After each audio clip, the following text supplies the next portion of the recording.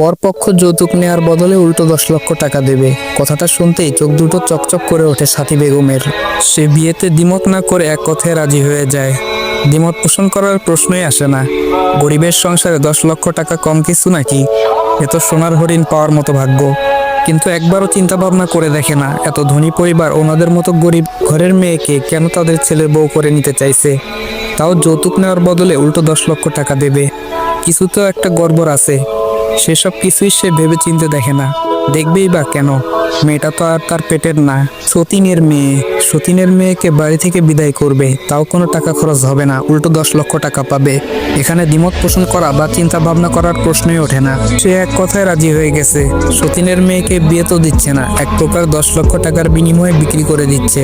সেই 10 লক্ষ টাকা দিয়ে নিজের মেয়েকে বিয়ে দেবে, ছেলেকে বাইক কিনে দেবে। যার সাথে বিয়েটা হবে সেই ছেলেটা পাগল, নেশাখোর, প্রতিবন্ধী, খুনি নাকি অন্য কিছু, এটা একবারও ভেবে দেখে না। কথা হয় দুদিন পর বিয়ে হবে, মেয়েকে জানানোর প্রয়োজন মনে করে না।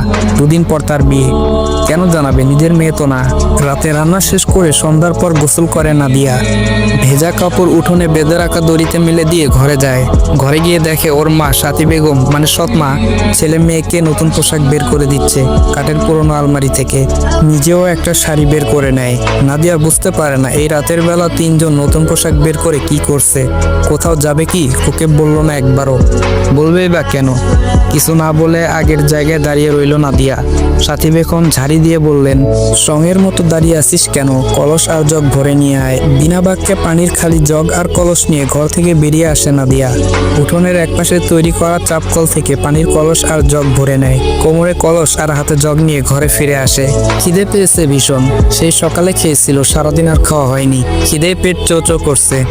মনে হচ্ছে যা রান্না করেছে সব একাই খেতে পারবে, তবে সাহস নেই নিজের হাতে বেড়ে খাওয়ার। মুখ ফুটে বলতেও পারছে না, খেতে দাও কটা আমাকে। 8টার পর নাদিয়ার বাবা নাজমুল হক বাড়ি ফেরেন। ঘরে ঢুকে বড় মেয়েকে চোখের সামনে দেখে খেকিয়ে উঠে বলেন, এই অপয়া এখানে কি করছে? ওকে বলেছি না আমি বাড়ি ফিরলে যেন আমার চোখের সামনে না আসে, দূর হও আমার চোখের সামনে থেকে। বাবার মুখ থেকে এমন কথা শুনে আস্তে করে ঘর থেকে বেরিয়ে আসে নাদিয়া। এখন আর তার কান্না আসে না। এসব কথা শুনতে শুনতে অভ্যাস হয়ে গেছে তার। বয়স তো কম হয়নি, 22টা বছর পেরিয়ে গেছে তার। বুদ্ধি হওয়ার পর পরিচিত কারো কাছে আদর যত্ন পায়নি। বছরে 2-1বার ফুফু যখন আসে তখন সেই একটু ভালোবাসে। তাছাড়া ওকে ভালোবাসার জন্য এই পৃথিবীতে কেউ নেই।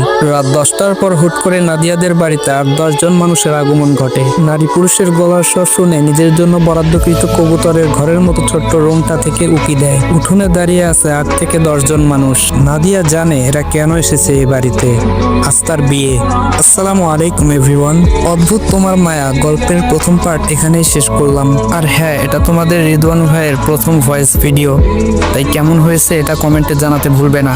যদি গল্পটা তোমাদের ভালো লাগে তাহলে খুব তাড়াতাড়ি পরবর্তী পার্টগুলো দেওয়ার চেষ্টা করব ইনশাআল্লাহ।